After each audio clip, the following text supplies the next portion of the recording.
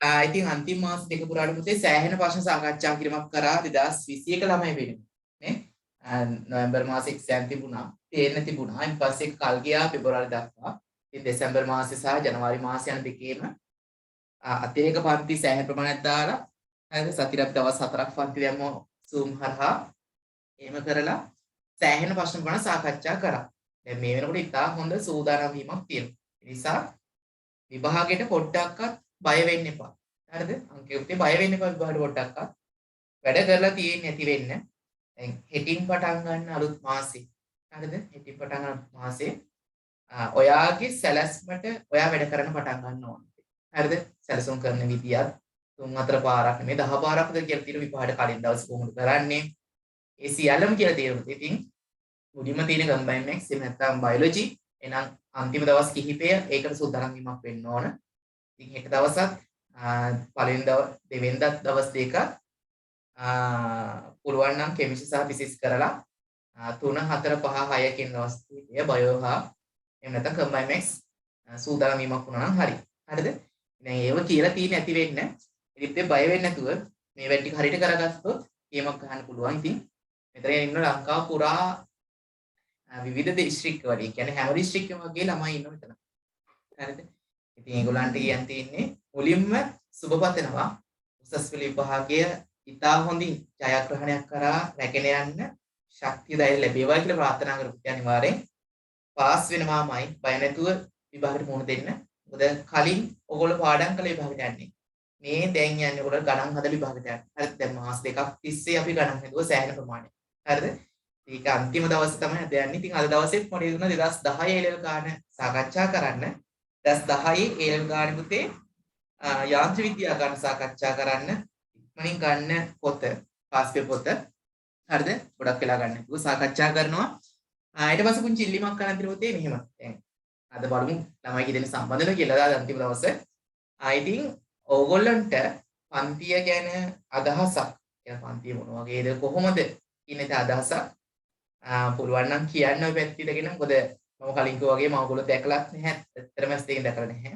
හරිද? Online class එකේ Zoom එක කරා ඉන්නවා සහ වීඩියෝ තමයි වැඩිපුර ළමයි බලන්නේ. ඉතින් ඇත්තටම දැකලා නැහැ කවුද ඉන්නේ කියලා. හරිද? මම ඉන්නවට ළමයි ටික නම් මම දන්න කවුද ඉන්නේ කියලා. බලමු ප්‍රදේශය ගත්තොත් ඒ දන්නේ කීප දෙනෙක් විතරයි. ඉතින් ඔයගොල්ලන්ගේ අදහස් පන්තිය ගැන මොන වගේද කියන අදහස ඉතින් පුළුවන් නම් හරිද? කැමරා ඔන් කරලා පොඩක් කතා කරමු. ඒ නිසා පොඩ්ඩක් අර පිළිවෙල හැදුමක් ඇදගෙන කතා කරන්න. හරිද? පිළිවෙල හැදුමක් ඇදගෙන කතා කරන්න. පොඩක් පන්ති කියන ගාන හදලා අවසානයේ. ගණිත අවසානයේදී. ඉතින් පන්තියේ සාමාන්‍ය පරිදි මේක කරා නම් හරිද? සාමාන්‍ය පරිදි මේක පන්තිය කරා නම් අවසාන දවසේ දන්නවා පොන්චි පාටියක් තියෙනවා. සංග්‍රහයක් තියෙනවා. ඒවත් එක තමයි පන්ති යන්නේ. නේද? ළමයිට සංග්‍රහයත් එක්ක. ඉතින් අද එහෙම එකක් නැහැ. ඉතින් ඔන්ලයින් ක්ලාස් එකේනේ නේද? අද එහෙම එකක් නැහැ. ඉතින් අද අපි දවසේ මුලින්ම ගානක් හදලා පොඩ්ඩක් ළමයිට අවස්ථාව දෙමු පන්ති ගැන පොඩි අදහසක් කියන්න සහ දක්ෂ ළමයි ඉන්නවනේ. ඒකට පොඩි අවස්ථාවක් දෙමු. ගොඩක් වෙලා නෙමෙයි. ගොඩක් වෙලා ගන්න නැහැ. හරිද? එහෙම ගන්න කාලයක් නැහැ දැන්. මුලින්ම මම ඔය කරන්නේ නිසා 2010 එළවෙන ගානේ රචන ප්‍රශ්න සාකච්ඡා කරන්න. මොකද ඔයගොල්ලන්ට කාලය ගොඩක් වටිනවා දැන්. දැන් උදේ උදෑසන කාලේ ගිහපු වීඩියෝ මම ටිකක් නැවතුවා. මොකද විභාග ලඟ වෙනවා. ඉතින් ළමයිට බල කිරීම කරන්න බෑ එහෙම කරන්නේ කියලා. ඉතින් ඕගොල්ලන් විභාගය අවසන් වුණොත් සැනෙන්න 2021 උසස් පෙළ අවසන් වුණ සැනෙන්න ආයෙම මේ වීඩියෝ දෙක කරන්න යනවා උදෑසන 5ට. ඒක 2021 22 සහ 2023 ළමයි වෙනුවෙන් දිගටම පැවැත්වෙනවා. ඉතින් ඕගොල්ලන්ගෙන් තමයි වැඩි ආරම්භ කරේ. ඕගොල්ලන්ගේ යෝජනාවත් එක්ක ආරම්භ කර වැඩසටහන. ඉතින් ඒක දිගටම යනවා. ඕගොල්ලන්ගේ නංගිලා මල්ලිලා නම් ඔන්න උදෑසන 5ට ඕගොල්ලෝ විභාගය අවසන් වුණාට පස්සේ හරිද? නැත්නම් ඒක නීති අනුකූල ප්‍රශ්නයක් වෙනවා. පොඩි ප්‍රශ්නයක් වෙන නිසා තමයි එහෙම කරේ. ඔයගොල්ලෝ විභාගය අවසන් වුණ සැනින් ඔයගොල්ලෝ නංගිලා මල්ලිලා නම් 22 සහ 23 24 උනක් කමක් නැහැ. ඒකට සම්බන්ධලා උදෑසන 5ට සම්බන්ධලා ගණන් කතා කියන්න කියන්න. ඉතින් මේ වැඩසටහන පොඩි කාලයකට නවතීමක් වෙනවා. ඕලල් විභාගය අවසන් වෙන තුරු. හරිද? දැන් ඉතින් ගණන් හදලා තියෙන ඇති වෙන පුතේ අන්තිම දවස් කීපේ මම වීඩියෝ වැඩිපුර ප්‍රමාණයක් දැම්මා. ගණන් ටිකක් හදලා. හරි. හරි එක්සෑම් ඉවරන් පස්සේ පාටියක් දෙන්න සූදානම් කරන්න. හරිද? ඒක මම කියන්නම්. ඒතර COVID-19 වසංගතයක් ගොඩක් දුරට පාලනය දැන් තියෙනනේ. ඒ වුණොත් අපිට පුළුවන් ලංකාව පුරාම ඉන්න අපේ ළමයි get together එකක් ඕගනයිස් කළා. මම පොඩක් කියන්නම් ඒ ගැන විස්තර. ගෲප් එකේ ඉන්නවනේ ඔයගොල්ලෝ. නේද? මේ ගෲප් එකේ ඉන්න. විස්තර කියන්න. එතකොට සම්බන්ධ වෙන්න පුළුවන් මයි විස්තර අරගෙන අපි පොඩි කාඩියක් දෙනවා. ඉතින් ඒක විභාගෙන් පස්සේ. හරිද? විභාගෙන් පස්සේ දැන් නෙමෙයි. හරි. පුතේ 2010 A level paper එක ගන්න ඉක්මන් කරලා ඒක මම පොඩ්ඩක් සාකච්ඡා කරමු. 2010 A level paper එකේ රචන ප්‍රශ්න. ළමයින් දාලා දුන්න මෙසේජ් එක මේක පොඩ්ඩක් කියලා දෙන්නේ කියලා. හරි.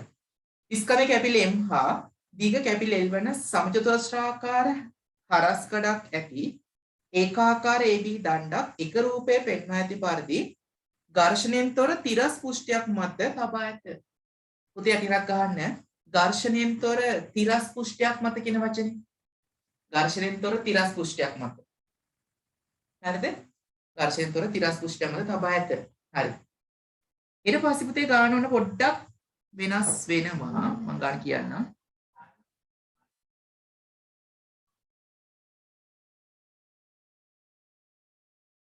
හරි. ඊට පස්සේ පුතේ බලන්න කියන කතාව තබයට දණ්ඩේ ගුරුත්ව කේන්ද්‍රය G හරහා යන පුෂ්ඨයට ලම්බ අක්ෂයක් වටා එහි අවස්ථි ගූර්ණයි වේ. පුතේ මෙන්න මෙහෙම කතාවක් කියන්නේ. දණ්ඩේ ගුරුත්ව කේන්ද්‍රය G කියලා ගාණි කියනවා. ඒ ගාණි කියන දත්ත ටික පුතේ ඉස්සල්ලා දැන් ඔතන රූප දෙකක් දීලා තියෙන තමයි. හැබැයි අපේ ළමයි දන්නවා අපි ගාන හදනවා පුතේ අපි රූප සටහනක් ඇඳගෙන අපේ දත්ත ටික ලකුණු කරගන්න ඕනේ. හරිද? 2021 උසස් පෙළ ළමයිට කියන විශේෂ දේ තමයි පුතේ විභාග ගාන හදන කලින් අනිවාර්යෙන් ප්‍රශ්න කියවලා ලස්සන රූප සටහනක් ඇඳ ගන්න ඕන. හරි. දැන් මාත් එක්ක ගන්න හදා පටන් ගමු ඉක්මනින්ම. හරිද? මාත් එක්ක වැඩි පටන් ගමු.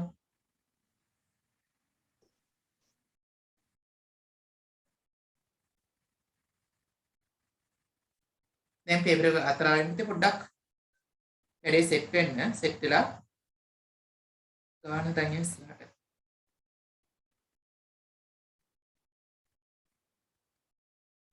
හරි. හරිද? ඊට පස්සේ බලන්න ගියපුතේ මෙන්න මෙයාගේ අවස්ථි ගූර්ණය G වටා අවස්ථි ගූර්ණය මෙන්න මේ වටා පුතේ අවස්ථි ගූර්ණය කැපිල්ල I කියලා ගන්න කියනවා. මේ G වටා අවස්ථි ගූර්ණය කැපිල්ල I කියලා ගන්න කියනවා. මේ දණ්ඩේ දිග කැපිල්ල L කියලා ගන්න කියන පුතේ. දණ්ඩේ දිග කැපිල්ල L කියලා ගන්න කියනවා. මේ තීන් තත්ත්වෙට ලකුණු කරගන්න.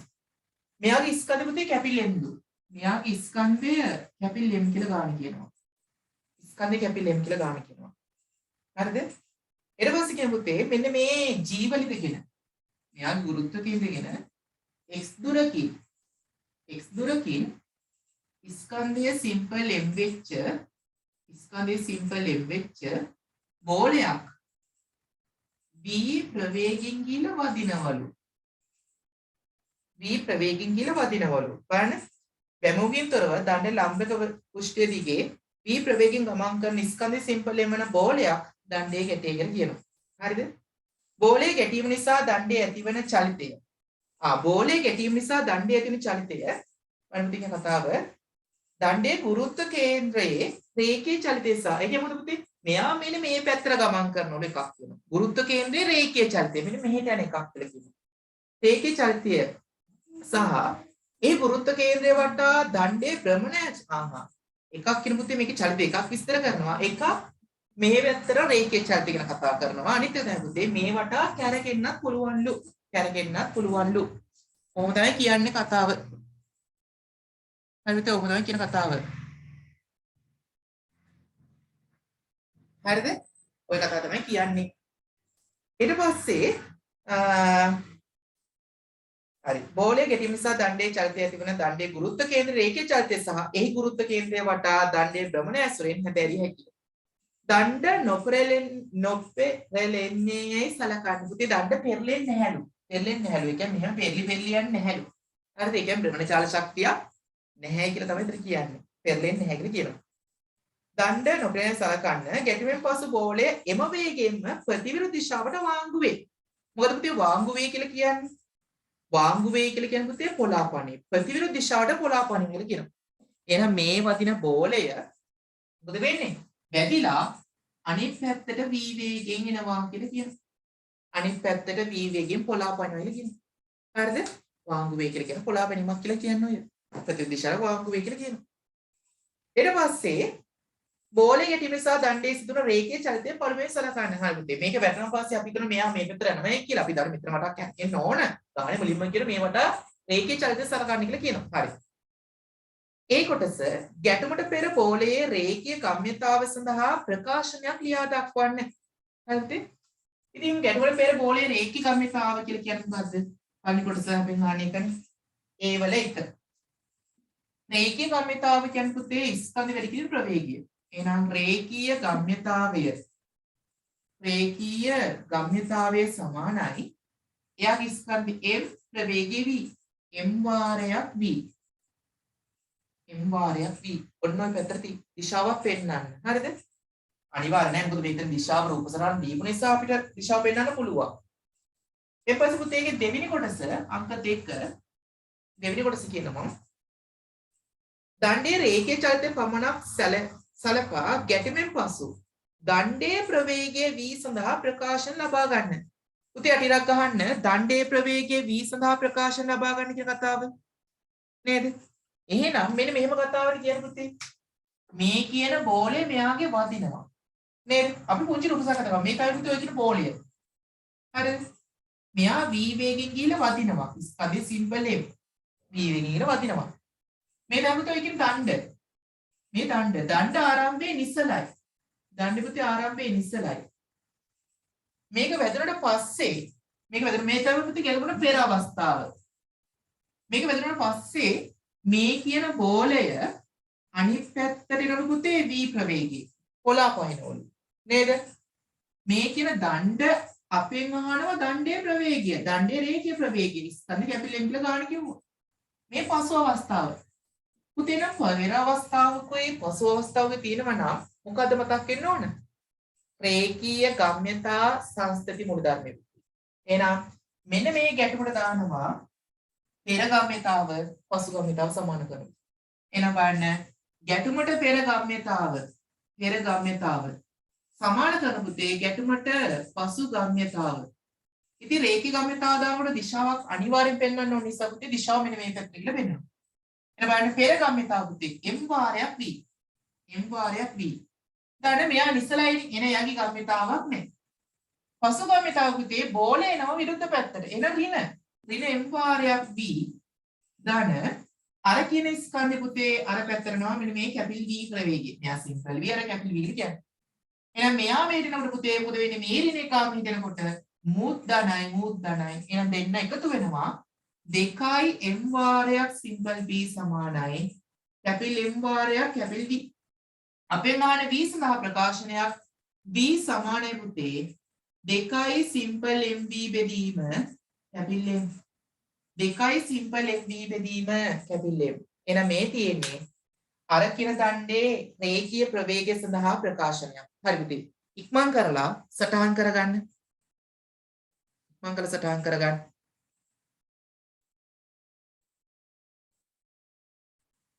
හරිද? ගොඩක් වෙලා යන්නේ මේක අද දවසේ හද ටික වෙලාව යන්නේ පැය එකමාර දෙකක් වගේ කාලයක් තමයි ගන්නෙ. දැන් අද කරන්න ඇත්තන ගොඩක් දැන් හදලා ඇතිලා තියෙන්නේ නේ. හරිද? ඉතින් හදලා තියෙන්නේ. මේ අය වදා උදෑසන 5ටත් වීඩියෝ හදපු ඉතින් දැන් 11ක් විතර දාලා තිනවා. ඊට පස්සේ MCQ පේපර් මම 4ක් 5ක් කියලා දැම්මා. ප්‍රශ්න 20 25 ඒවා. හරිද? සෑහෙන ගලා තියෙන්නේ නිසා බය වෙන්න එපා. පොඩ්ඩක් බය වෙන්න එපා. ගේම ගහ ගන්න පුළුවන්. හරි. ඔන්න නම් මේ කියන දණ්ඩේ රේඛීය ප්‍රවේගය සඳහා ප්‍රකාශන තමයි පුතේ මේ ආවේ. 2යි mv බෙදීම කැපිටල් m. හරිද? 2යි mv බෙදීම කැපිටල් m. හරි. ඉක්මනට හදා ගන්න. මම මේ කොටසේ උත්තරේ මම දානවා. දාලා මේක මොකද දාන්න. පළවෙනි කොටසේ උත්තරේ පිටේ ආවේ පළවෙනි කොටසට ආවේ m වාරයක් v කියලා. ඔන්න දෙවෙනි කොටසට ආවොත් ඒකේ දෙවෙනි කොටසට ඒ වල දෙවෙනි කොටසට මෙන්න මේ කියන දණ්ඩේ රේඛීය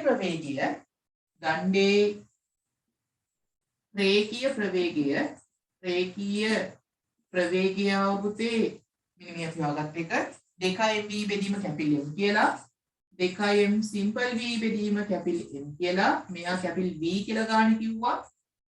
එයා v කියලා ගන්න කිව්වා. හරිද?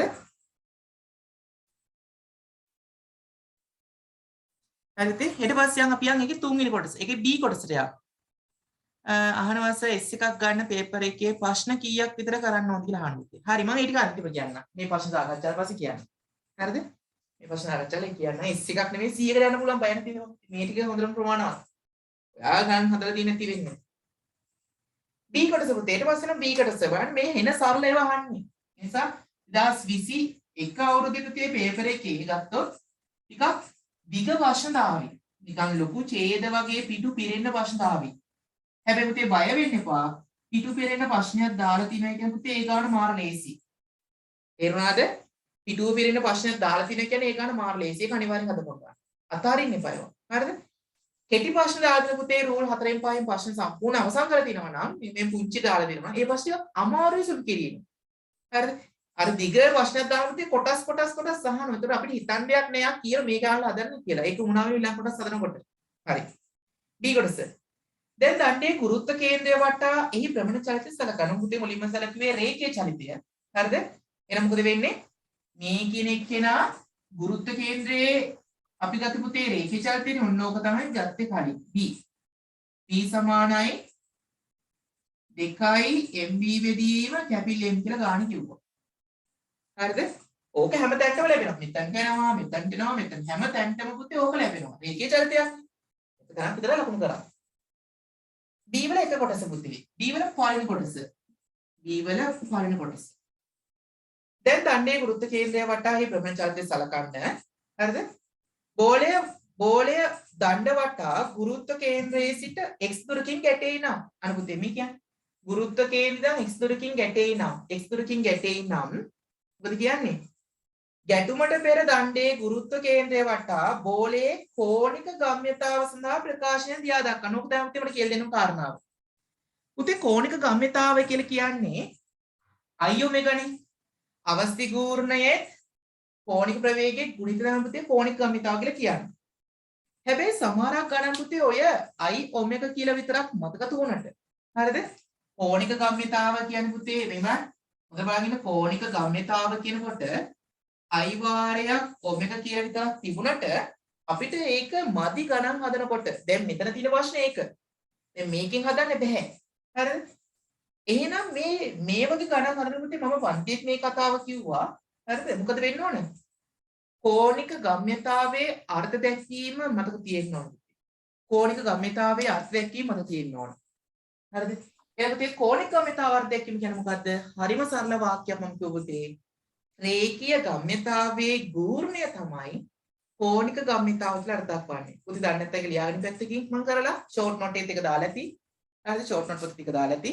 යන්න යම්කිසි වස්තුවක රේඛී ගම්‍යතාවයේ ගූර්ණය යම්කිසි වස්තුවක රේඛී ගම්‍යතාවයේ ගූර්ණය එහි කෝණික ගම්‍යතාවය ලෙස අර්ථ දක්වයි. යම්කිසි වස්තුවක රේඛී ගම්‍යතාවයේ ගූර්ණය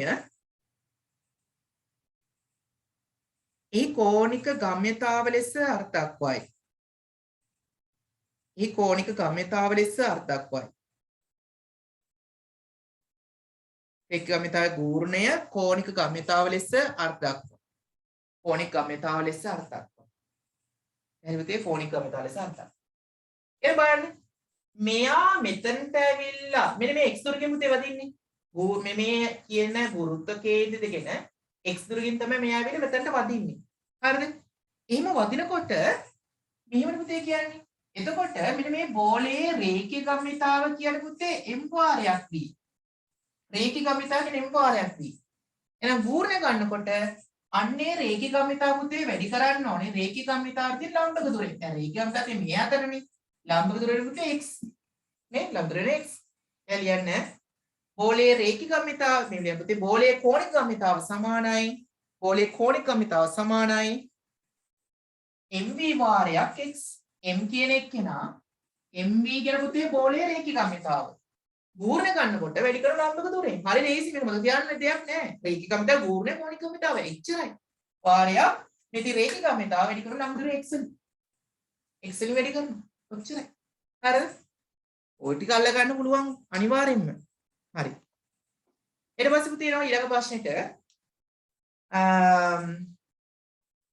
හරිද? එක කොටස හරි b වල දෙක. ගුරුත්ව කේන්ද්‍රය වටා දණ්ඩේ භ්‍රමණ චලිතය පමණක් සලකා. පුතේ රවුම් කරගනින් භ්‍රමණ චලිතය පමණක් සලකා. දැන් කලින් ආපු රේඛීය චලිතය අමතක කරපන්. හරිද? මොකද ගාණි කියනවා. කලින් කිව්වා රේඛීය චලිතය විතරක් සලකන්න කිව්වා. ඒතකොට භ්‍රමණ චලිතය අපි අමතක කරා. දැන් මොකද කියන්නේ? භ්‍රමණ චලිතය විතරක් සලකා ගාණි කියන පුතේ. එතකොට මොකද වෙන්නේ? රේඛීය චලිතය අමතක කරන්න ඕන. හරිද? පමණක් සලකා ගැටුමෙන් පසු ගුරුත්ව කේන්ද්‍රය වටා දණ්ඩේ කෝණික ප්‍රවේගය ඔමෙගා සඳහා ප්‍රකාශනයක් ලබා ගන්න කියලා කියන පුතේ. හරිද? ඔමෙගා සඳහා ප්‍රකාශන ලබා ගන්නලු. දැන් මොකද වෙන්නේ? මේදී බලන්න පුතේ මෙහෙමනේ. දැන් මම ආයෙ උපසක් අදින්න. මේ තියෙන්නේ අපේ ගැටුමට පෙර අවස්ථාව. මේ දැන් චතුර උපසක් අදින්න. හරිද? ගැටුමට පෙර අවස්ථාව. මෙයා v වේගකින් යනවා. එන්න මේ දුර පුතේ x. හරිද? ගැටුමට පස්සේ මොකද වෙන්නේ? ගැටුමට පස්සේ පුතේ ගාණ කියනවා මෙන්න මේ කියන බෝලය මේ කියන බෝලේ පුතේ v වේගයෙන්ම පොළා පයින්නවලු. මේ කියන බෝලේ v වේගයෙන් පොළා පයින්නවලු. හරිද? ඒ වගේ මෙයා මේ වටා අපි කැරකෙනවා කියලා හිතමු පුතේ ඔමෙගා කෝණික ප්‍රවේගය. මෙයා වැදුනා පොළා පෑන්න v වේගයෙන්ම. හරිද? මේ කියන දණ්ඩ g වටා ඔමෙගා කෝණික ප්‍රවේගයෙන් කැරකුණා කියලා හිතමු. එහෙනම් පුතේ ඉක්මන් කරලා මේ රූපසන් දාගෙන ඉක්මනට. මේ තමයි ගැටුමට පෙර අවස්ථාව. මේ තමයි පුතේ ගැටුමට පසු අවස්ථාව. ඉක්මනට දාන්න පුසටහන. මේ පස්සේ ලස්සන උපදවන්න අපි එකක් තියෙනවා ලොකු එකක්. ඒ ඇති.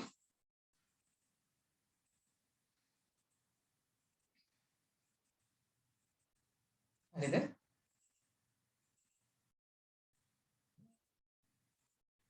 මේක දාගන්න පන්ට.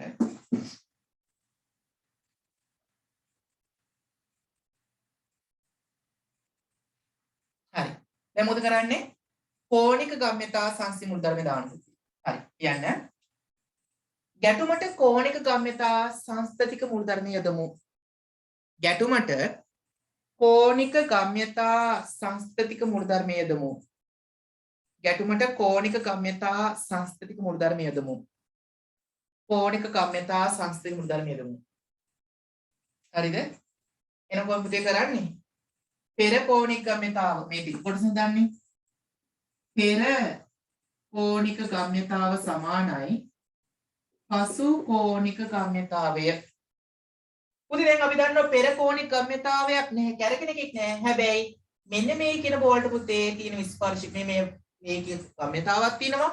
රේඛික ගම්‍යතාවේ ගුණ තමයි පෙර කෝණික ගම්‍යතාව කියලා ගන්න වෙන්නේ. එහෙනම් පුතේ මෙතන එන්නේ MV කියන්නේ පෙර රේඛික ගම්‍යතාව වැඩි කරපු පුතේ x වලින්. ඒ කියන්නේ කෝණික ගම්‍යතාව. හරිද? මෙයා මේ පැත්තට යන්නේ.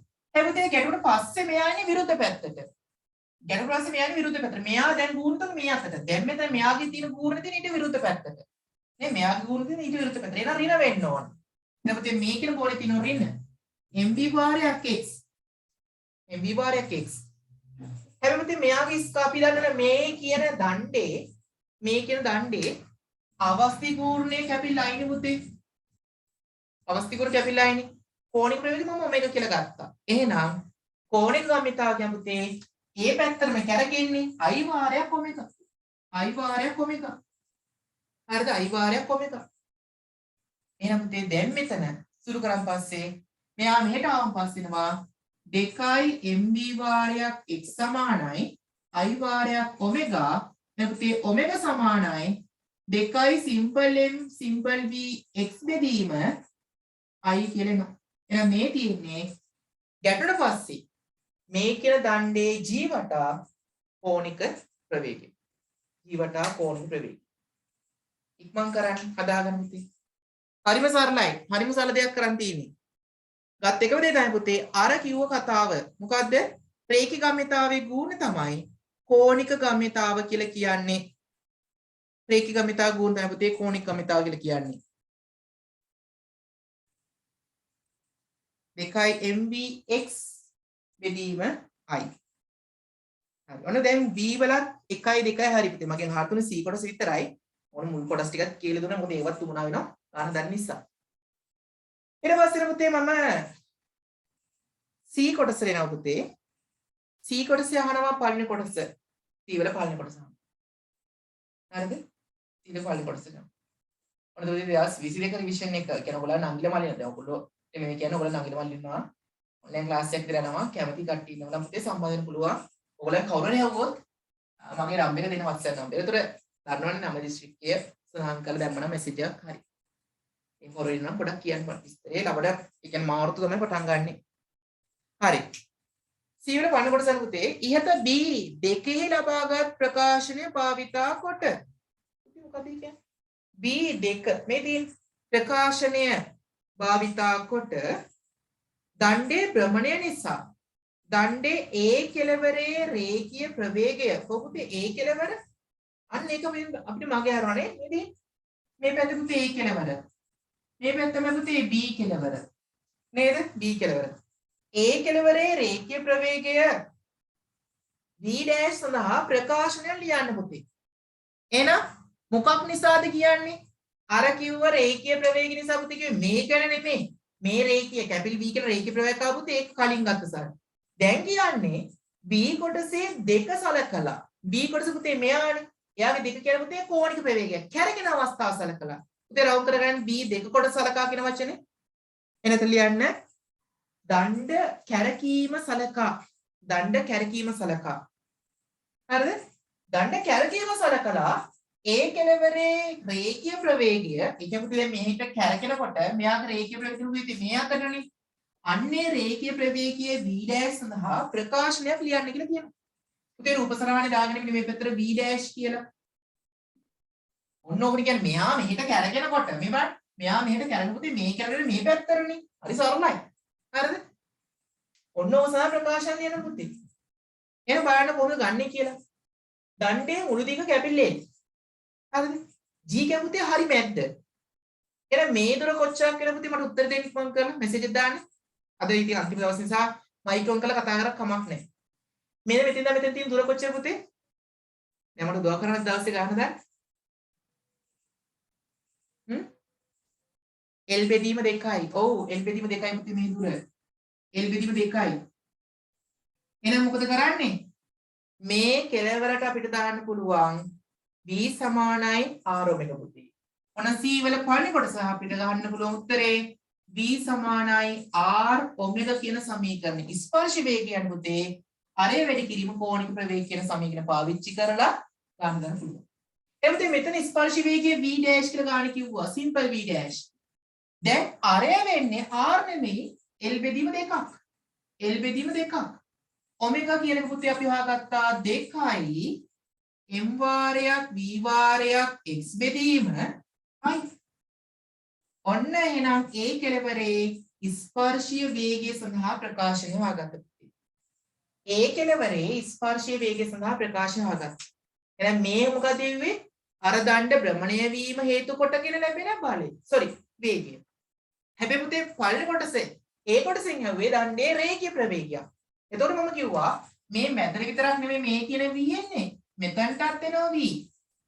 මේ කැපිටල් v මේ කොටු කරනවම මෙතනටත් එන පුතේ v. මෙන්න ආයි කොටු කරා. අර කියන රේඛීය ප්‍රවේගය කොහොමද එන්නේ මේ පැත්තට? හරිද?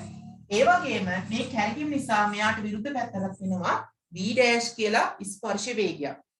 අර vr පුතේ රේඛීය ප්‍රවේගය. කැපිටල් vr මේ කොටු කරලා තියෙන රේඛීය ප්‍රවේගය. v' කියලා කියන්නේ ස්පර්ශීය වේගය. ස්පර්ශීය වේගය. හරිද? ඔන්න ඒකත් හරිද? බලන්න මේක කොච්චර සරලද මේව නේද? හරි සරලයි පුතේ මේ ටික. දෙක v හා v' දිශා එකමද නැතිනම් ප්‍රතිවිරුද්ධද හනුතේ? එකමද? ප්‍රතිවිරුද්ධයි. මෙයා යන්නේ මෙහෙට මෙයා කරකෙන්නේ මෙහෙට. එන පුතේ ලියන උත්තරේ ප්‍රතිවිරුද්ධයි. කියන හේතුවක් නැහැ ප්‍රතිවිරුද්ධයි. ඊට පස්සේ බලන්න පුතේ xx නම් එක්තරා අගයක් සඳහා පුතේ රවුම් කරගන්නේ xx නම් එක්තරා අගයක් සඳහා කියන වචනේ x වෙනුවට xx දාපන් කියලා කියන්නේ. අගයක් සඳහා දණ්ඩේ චලිත වීම ආරම්භ වන විට a කෙළවර නිසලව පවතී. පුතේ රවුම් කරගන්නේ a කෙළවර නිසලව පවතී කියන එක. එහෙනම් පොඩක් කල්පනා කරලා බලමු a කෙළවර නිසලව පවතින මොකද වෙන්න ඕනේ කියලා. a කෙළවර විතරක් ගත්තොත් එයාට තියෙන පුතේ මේ පැත්තට v ප්‍රවේගයක් මේ කොටු කරලා තියෙන්නේ. ඒ අර රේඛීය චලිත නිසා ආපු ප්‍රවේගය. ඒ වගේම එයාට තියෙන පුතේ මේ පැත්තට ස්පර්ශ වේගයක්. අර භ්‍රමණ චලිත නිසා ආපු වේගය. එහෙනම් මෙයා නිසල නම් මේ දෙන්නත් ප්‍රතිවිරුද්ධ නම් මොකද වෙන්න ඕන? මෙයාට මෙයා මෙන්න මූට මූ සමාන වෙන්න ඕන. එච්චරයි. හරිද? හැබැයි සමාන පුතේ x වලා කිය x නෙමෙයි xs කියලා ගාන කියනවා. එච්චර වෙනස කරලා තියෙන්නේ. එක්තරා ගයක් සඳහා දණ්ඩේ චලිත වීම ආරම්භ වන විට a කියලා නිසලව පවතී. xx සඳහා ප්‍රකාශන ව්‍යුත්පන්න කරන්න. එහෙනම් පුතේ ලියන්න දෙකට උත්තරේ ලියන්න a කෙලවර නිසලව පවතින විට a කෙලවර නිසලව පවතින විට a කෙලවර නිසලව පවතී නම් v හා capital V හා simple V dash capital V හා simple V dash මෙතන පුතේ simple V කියලා එකක් තියෙනවා මේ බෝලේ වේගය simple V කියලා එකක් තියෙනවා capital V හා simple V dash විශාලත්වයෙන් සමාන විය යුතුය නිසලන සමාන වෙන්න බෑ සමාන විය යුතුය එන සමාන කරවන්න දැන් එච්චර ගන්ති එතකොට V dash සමානයි V එහෙනම් V dash කියන්නේ බලන්න මෙතන එනවා 2 LM මෙතන පුතේ simple V ආවේ V වාරයක් x බෙදීම 2i සමානයි capital V වලට ආව පුතේ 2i simple MV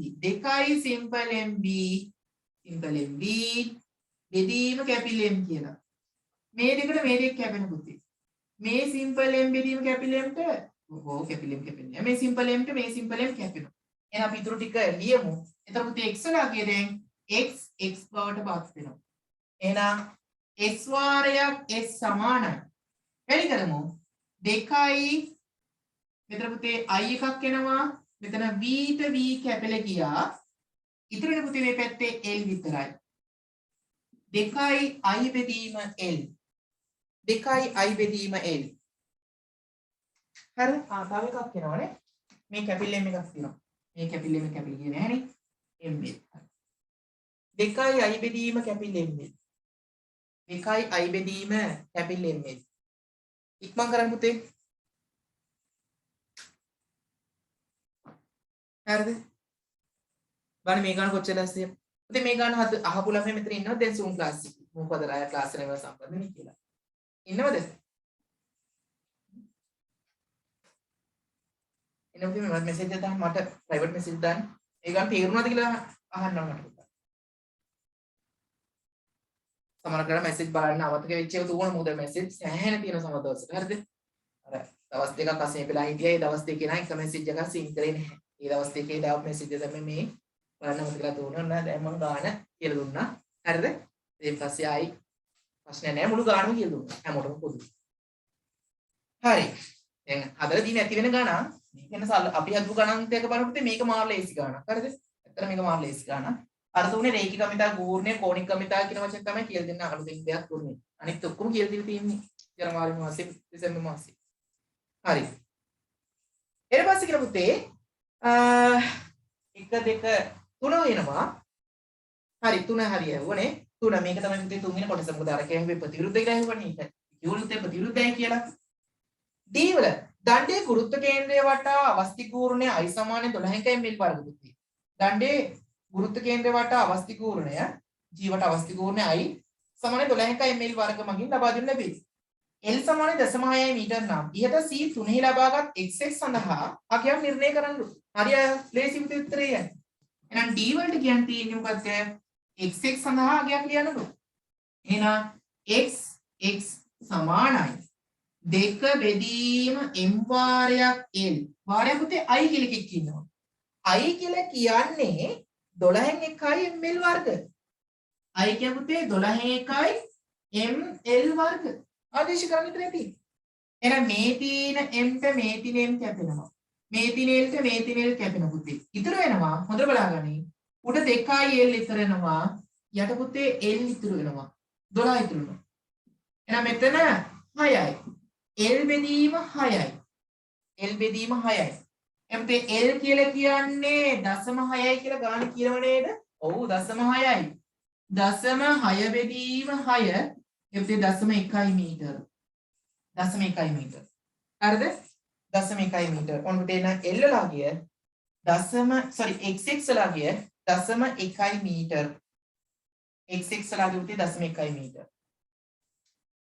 හරිද? ඔන්න දැන් හරි උත්තර ගොඩක් හරි පුතේ. ඊ කොටස විතරයි කියන්න තියෙන්නේ. ඉතින් පස්සේ පුංචි දෙයක් කියන් බලේ දිශාව අහනවා.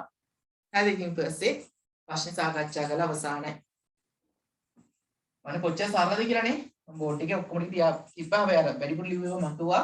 ඒගොල්ලෝ ලියාගෙන තියෙන දැන් උකට. හරි. ටෙනිස් පිත්තක් එහි මිටෙන් අල්ලාගෙන සිටින කීඩියෙකු සලකා බලන්න. අනුත් මේ කතාව ප්‍රායෝගික දෙන අවස්ථාව ගැන කතා කරමු.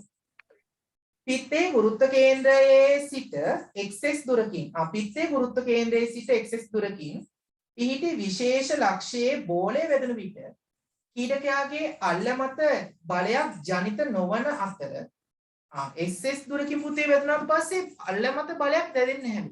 අනුත් යන්නේ ඒක රවුම් කරගන්න විශේෂ වචනයක් එක. ඒක ගානේ කියනවා අපිට මේ කියන්නේ යා කියනවා. xx දුරකින් වැදුනන් පස්සේ අල්ල මත බලයක් වැටෙන්නේ නැහැලු. ඔන්න වැදගත්. හරිද? අන්තිම ලකුණ. ඒ කියන්නේ පුතේ ඩිස්ට්‍රික්ට් රෑන්ක් එකට අයිලන්ඩ් රෑන්ක් ගන්න ඕක තියෙන්නම ඕන. අපි පොඩ්ඩක් ගෲප් සයින් දාලා ගමුනේ. හරිද? මේ මෙහිම කතාවනේ පුතේ කියන්නේ. මේ ටික මම කන්නම්. මේ කිව්ව දෙයම පාවිච්චි කරලා තමයි ගන්න වෙන්නේ. මේ තමයි පුතේ ඔය කියන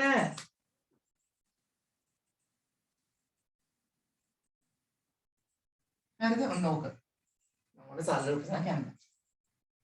පුතේ මේ කියන බෝලය මෙහෙම තිල්ලු අල්ලන් ඉන්නේ. මේ කියන බෝලය xx දුරකින් පිහිටි විශේෂ ලක්ෂයේ බෝලය වැදුණු විට පුතේ රවුම් කරන්නේ විශේෂ ලක්ෂයේ බෝලය වැදුණු විට කීඩකයාගේ අල්ලමත බලයක් ජනිත නොවන අතර බලයක් වෙන්නේ නැහැලු. අපි හිතමු පුතේ xx කියන්නේ මේ වගේ දුරක් කියලා. මෙන්න මෙතන බෝලය වැදුනොත් හරිද? මෙන්න මෙතන බෝලය වැදුණු පුතේ මෙන්න මේ දුර තමයි අපි හිතමු ගුරුත්ව කේන්ද්‍රය මේ වගේ තැනක් කියලා. මෙන්න මේ වගේ ලක්ෂයක බෝලය වැදුනොත් අල්ල මත බලයක් ජනිත වෙන්නේ නැහැලු. අල්ල මත බලයක් ජනිත වෙන්නේ නැහැලු. හරිද? බලයක් නැහැ. මෙතන වැදුනොත් පුතේ මම ලියනම් ඔන්න f සමානයි 0යි. දැන් අත දැනෙන්නේ නැවක්වත් නැහැ. ඊට පස්සේ කියන පුතේ නොවන අතර එමගින් අල්ල මත දැනෙන වේදනාව අවම වේ. බලයක් ඉන්නේ. කියන්නේ වේදනාව අවම වෙනවා.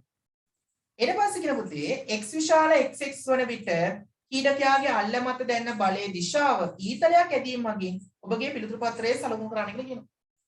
මොකද මුලින්ම කියන්නේ මේ වදින එක පුතේ xx ට වඩා වැඩි. ඒ කියන්නේ xx කියන උච්චරක් නම් x කියන එක පුතේ පළවෙනි ගාන කියනවා. පළවෙනි කොටස බලන්න කියන කතාව. හරිද? මොකද පැත්තකින් තිබ්බා. පළවෙනි කොටස කියන පුතේ මෙහෙම.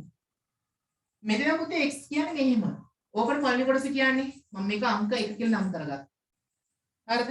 අංක 1. ඔව් මේ ලක්කමෙන් අංක 1. හරිද? මොකද කියන්නේ x කියන එක x ට වඩා xx ට වඩා වැඩි. හරිද? එබෙන් ආන්නේ මොකද්ද? අපෙන් අහන්නේ කීඩකයා අල්ල මත දැනෙන බලයේ දිශාව. එන පුතේ මෙතන බලය බිඳුවක් කියලා කියනවනේ. මෙතන වැදුණොත් බලය බිඳුවයි. හරි. ඊට වඩා උඩින් වැදුනොත් බලයේ දිශාව අනුව. එහෙනම් මේ කියන්නේ x විශාලයි xx වෙනකොට බලයේ දිශාව මොකක් වෙන්න ඕනද? අල්ල මත බලයේ දිශාව පුතේ අල්ල මත බලය මොකක් වෙන්න ඕනද? ඊට ප්‍රතිවිරුද්ධ පැත්තට වෙන්න ඕන. නේද? මේ අතට.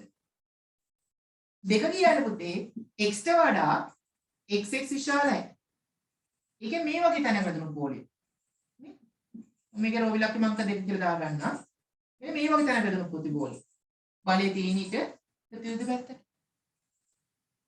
හරිද? අපිට ලොකු බලයක් ඒක අතර දැනනවා. නේද? බෝලේ මේ හරියෙන් වදින පුතේ අපිට දැනනවා. එන අමාරු අතරනේ. හැබැයි උඩින් උදුරන් පස්සේ අතර පහසුයි. හරිද? අතර පහසුවක් තියෙන. ඕක තමයි අපෙන් අහන්නේ. අපිට දැනෙන දේ තමයි අපෙන් අහන්නේ. හරි. ඔන්න ප්‍රශ්නේ මගෙන් අහලා යන්න ඕනේ කොටස් දෙකයි.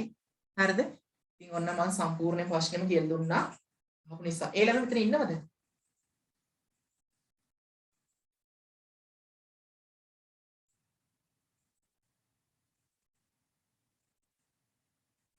ඒක පුතේ මෙහෙම ප්‍රායෝගිකව හිතන්න. ගූර්ණ දිශාව. හරි ගූර්ණ දිශාව ගන්න වෙන්නේ. දැන් බෝලේ මෙතන වැදුනොත් මොකද වෙන්නේ පුතේ?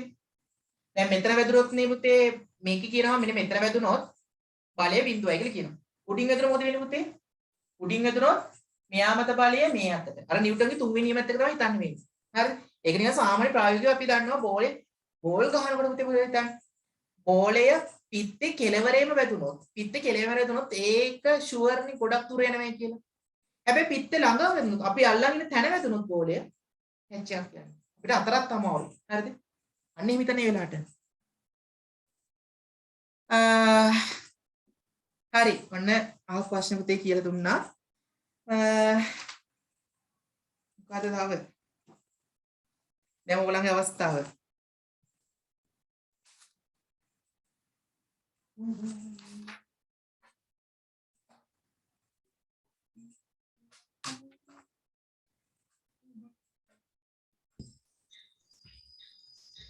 සමීකරණ මතක වෙන මොකද කරන්න කියලා අහන පුතේ. සමීකරණ ටික දැන් ඒක අර ෂෝට් නෝට්බුක් එකක් දුන්නේ.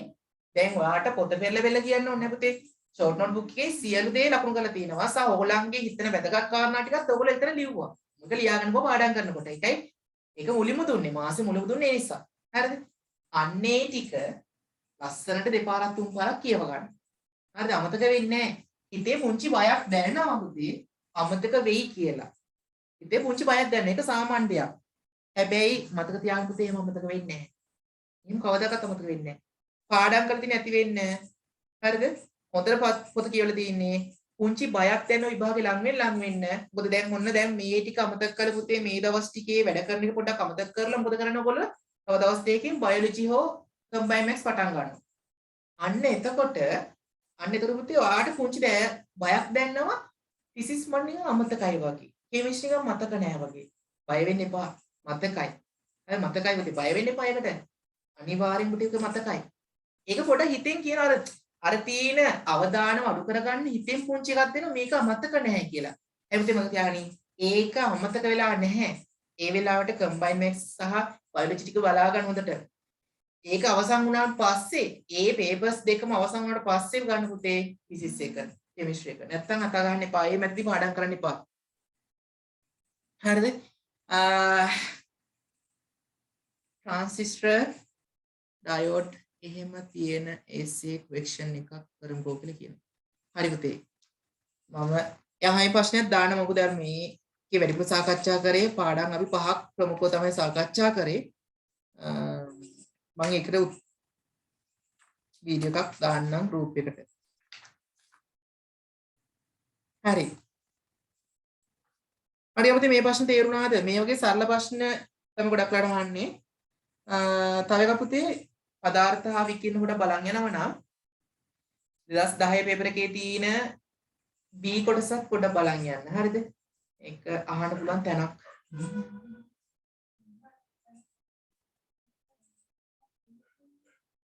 හරි අනිවාර්යෙන් පුතේ අන්න ඒ කාරණා කියන්න ඕන. ඔන්න වැදගත්ම කාරණා පුතේ. දැන් ෆස්ට් ෂයි සෙකන්ඩ් ෂයි ලියන ළමයිගේ ඇඩ්මිෂන් එක ඉස්කෝලෙන් තමයි හම්බුනේ. හැබැයි තර්ඩ් ෂයි ලියන ළමයිගේ පුතේ ඇඩ්මිෂන් එක ඒගොල්ලන් ගෙදරට ආවේ. හරිද? ප්‍රයිවට් කරන ළමයිගේ තර්ඩ් ෂයි නැතුව ප්‍රයිවට් හරි කරා නම් ඊළඟගේ ඇඩ්මිෂන් එක ගෙදරට ආවේ. අනිත් ගෙදරට ආපු ඇඩ්මිෂන් එක අනිවාර්යෙන් හරිද? ඔයා සයින් කරගන්නම ඕන. ඔයා සයින් කරගන්නම ඕන. කාට කියලා සයින් කර මට මතක් වෙන්නේ නැහැ වචනේ නැහැ. ඒක බලන්න පොඩක් අනිවාර්යෙන් සාමවිලිසුරු කෙනෙක්ට කියලා. සිංහලෙන් කියන සාමවිලිසුරු කෙනෙක්ට කියලා. ඒක සයින් කරගන්න ඕන පුතේ ආකාරයට කියලා සයින් කරලා එයත් අසන් කරලා සීල් එක ගන්න ඕන. ඒ දේ කරන් විභාග ශාලාවට යන්න. හරිද? නැත්නම් එතන අපහසුතාවයටපත් වෙනවා. ඒ අපහසුතාවයත් එක්ක ඔයාලට විභාගයට සඳහා මුහුණ දෙන්න බැරි වෙනවා. ඒත් අනිවාර්යෙන් හෙටම තර්ඩ් ෂයි ළමයි දිනන නම් ප්‍රයිවට් ළමයි දිනන නම් අනිවාර්යෙන් හෙටම ගිහිල්ලා ඒක සයින් කරගන්න පුතේ විශේෂයෙන්. ගොඩක් වැදගත් ඒක. අනිවාර්යෙන් සයින් කරගන්න. එස්සයක් ගන්න පේපර් කියලා මොනවද අහනවා.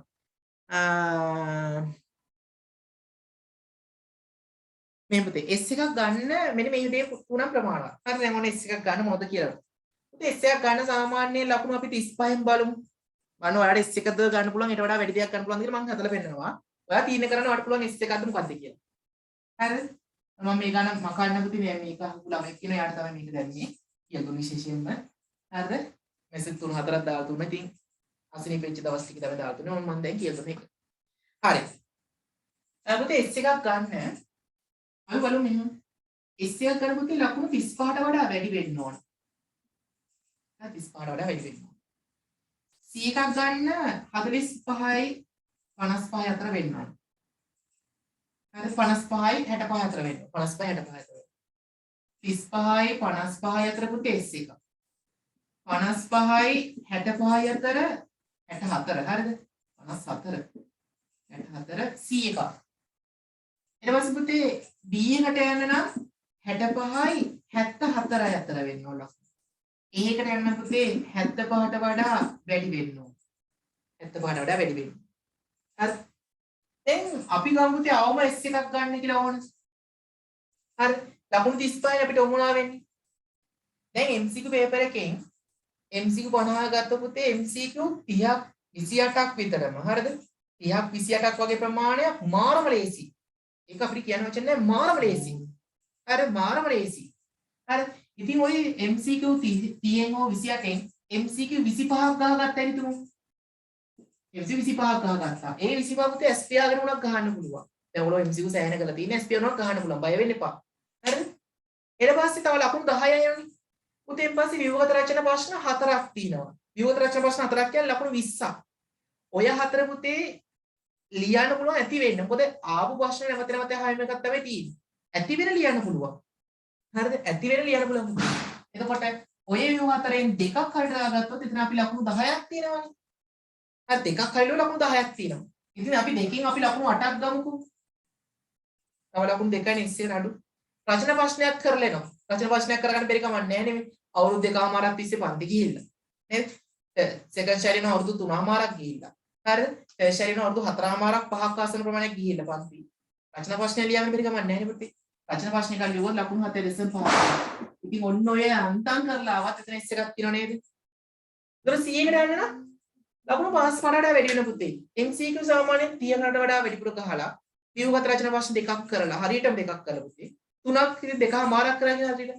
තව රචන ප්‍රශ්න දෙකක් කරලා ආවනම් C එකක් යන්න පුළුවන්. ඉතින් A10 ළමයි පුතේ B එකක් A එකක් දක්වා යන්න බැරි කමක් නැහැ. අනිත් වැදගත් කාරණාව පුතේ මේකත් කියන්නම ඕන. පේපර් එක අතර ගත්තට පස්සේ පුතේ පොඩ්ඩක් බය ගතියක් දැනෙනවා. ඒක නැති කරගන්න මම ක්‍රමයක් කිව්වා. මොකද්ද? පේපර් අතර ගත්තා හොඳ උස්මක් ගන්නවා. පිට කරනවා. හොඳ උස්මක් ගන්න පිට කරනවා. ඕ වගේ තුන් පාරක් කරනවා. තුන් පාරක් කරලා පේපර් එක කියවන්න පටන් ගන්නවා. හරි. ඒක පුතේ පේපර් එක කියනකොට Taman තෝරගන්න ඕන ලේසිම ප්‍රශ්න මුලින්ම කරන්න. රචනා ප්‍රශ්න පේපර් එක ගන්නවා ලේසිම ප්‍රශ්න. හිතන්න ඔයාට රචනා ප්‍රශ්නේ පුතේ ලේසි විභගත රචනා කියන්නේ ලේසිම. එහෙනම් ඔයා මුලින්ම කරන්න විභගත ප්‍රශ්නය. ඉතින් විභගත ප්‍රශ්න එකක් කරා දෙකක් කරා ඔයාගේ රටාවට එනවා. ඒ රටාවට ආවට පස්සේ පුතේ කලබල වෙන්න එපා. ඒක ටික වෙලාවක් යයි වැඩිපුර විනාඩි 5ක් 10ක් යයි කමක් නැහැ. ඊට පස්සේ ගොඩක් තියලා පැත්තකින් රචනා ප්‍රශ්න කරන්න පටන් ගන්න. හරිද? ඊට පස්සේ ආයෙම රචනා ප්‍රශ්න ටිකක් කරනකොට පාවින් ගතියක් කරනකොට ආපහු යනවා විභගත ප්‍රශ්න වලට. ඔන්නෝම Tamanට ලේසි ප්‍රශ්නික මුලින්ම කරන්න ඕන. MCQ පේපර් එක කරපුතේ විශේෂ දෙයක් තියෙනවා. මුලින්ම කරන්න ඕන වේගෙන් කියවගෙන යනවා පුතේ MCQ පේපර් එකේ Tamanට පහසු ප්‍රශ්න කරන් යන්න ඕන. හරිද? මෙන්න මේ ගොඩක් වැදගත් MCQ පේපර් එක කරනකොට. හරිද? MCQ පේපර් එක කරනකොට දැන් අපි දන්නවනේ මුලින්ම දාන්න ලේසි ප්‍රශ්න කියලා දාන්නේ. ලේසි ප්‍රශ්න කරන් යනකොට පුතේ 17 හෝ 18 වගේ ප්‍රශ්නයක්. ඒක 21 වෙන්නත් පුළුවන්. හරිද? 17 18 මේ වගේ ඉලක්කම් 17 18 එහෙම නැත්නම් 19 21 20 දාන්න 21 23 වගේ.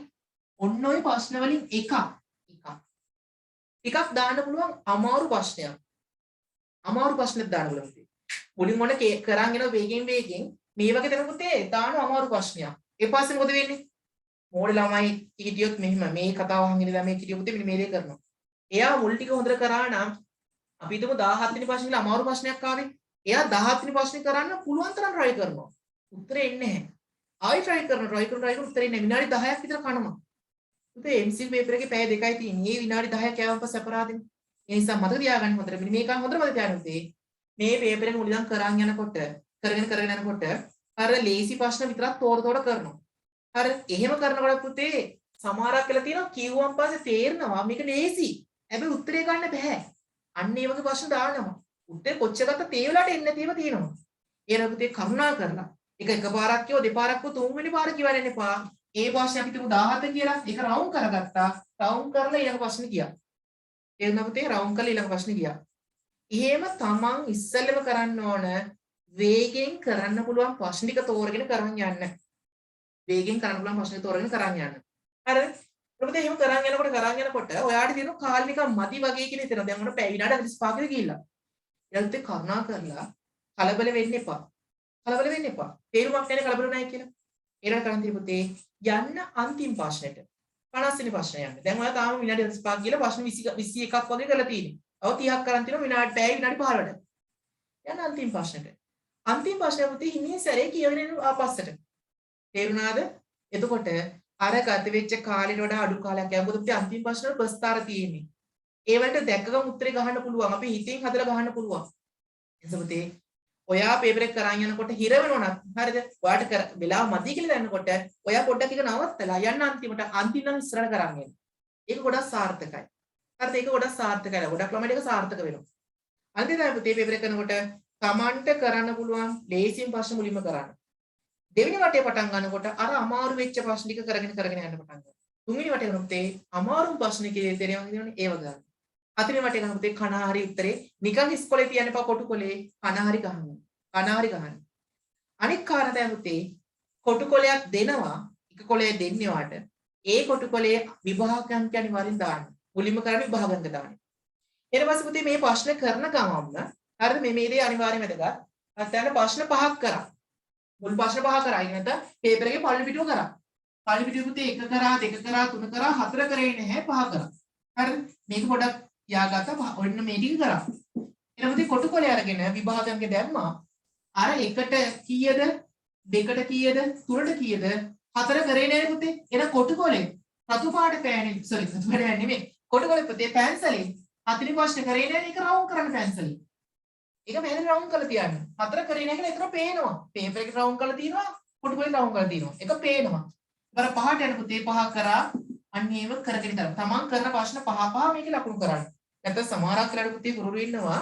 හරිද ඒක කරන්න හොඳ නැහැ. පේපර් එක කරන ගමන්ම පේපර් එක උදුරන් යන ළමයි කි. අර උත්තර ටික ගහලා කොටු කොලේ උත්තර මාක් කරන් දෙන්න පිරිසක් ඉන්නවා. හරිද? එන ආත්මార్థකාමී. එහෙම නම් කැමති නෑ මොන්නා. හරිද? ඒ උත්තර මාක් කරන් දෙන්නේ නැතුව වගේ 18 බැච් එක ළමයිට ඒ දේ වුණා. ඒ MCQ ගහලා අවසානයේ උත්තර මාක් කරගන්න බැරුණා. හරිද? ඒ පේපර් එක අරගෙන ඊළ දුන්නා. ඒ දින්පේ එහෙම වෙනවා. ඒ නිසා කරුණා කරලා මේ ප්‍රශ්න පහෙන් පහට අර කොටු කොලේ උත්තර මාක් කරගත්තේ කරගෙන නැති ප්‍රශ්න ඒ කොටු කොලේ පැන්සලෙන් රවුම් කරලා තියන්න. ඉලක්කම් පැන්සලෙන් රවුම් කරලා තියන්න. එතකොට පස්සේ මතක් කරගෙන මේක එහෙම නැහැ කියලා අන්තිම මොහොතේ ආ පේපර් දෙනකොට පුතේ අර රවුම් කරපු එකක් හරි කොහරි තුන බලලා ආයි පාරක් චෙක් කරලා බලලා අඩුම ගානේ කණා එකක් හරි ගහලා තියන්න පුළුවන්. නිකන් තියන්න එපා. හරිද? හරි. තව එකක්. සර්ට් කියන්නේ මේ ශායකේ MCQ 50 ටයිම් කරලා ගලම යන්න. පුතේ මෙහෙම. MCQ 50 කරලා තුන ප්‍රශ්නයක් නෑ. බය වෙන්න එපා. හරිද? ඔයාට විෂය පුළුවන් නම්, ඔයාට ගණන් හදන්න පුළුවන් නම්, ඔයාගේ කාලේ නිකම් ඉතුරු වෙනවා. එනිසා පුතේ ටයිම් කරලා දැන් කරේ නැහැ කියලා හිතන්න එපා. ඒක ඉවරලා ඉවරයිනේ. ඒ නිසා ඒක පොඩ්ඩක් පැතින් තියලා හරිද? ඒක පොඩ්ඩක් පැතින් තියලා ගණන් වැඩිපුර හදන්න. හරිද? ගණන් හදලා තියෙන වැඩිපුර ඔයාගේ කාලේ නිකම් ඉතුරු වෙනවා. ඔයාට කරන් තියෙන එකම දේ තමයි අර කොහේ හරි ප්‍රශ්නයක් හිරුණාන් පස්සේ ඒක පොඩ්ඩක් අතෑරලා ඊළඟ ප්‍රශ්නයක්. එච්චරයි කරන් තියෙන්නේ. තේරුණාද පුතේ? මම නම කියන්නේ නැහැ. ඒකේ කාරණා තේරුණා ප්‍රශ්නයක් කරන හිරුණා ඇතැලි ළඟට යන්න.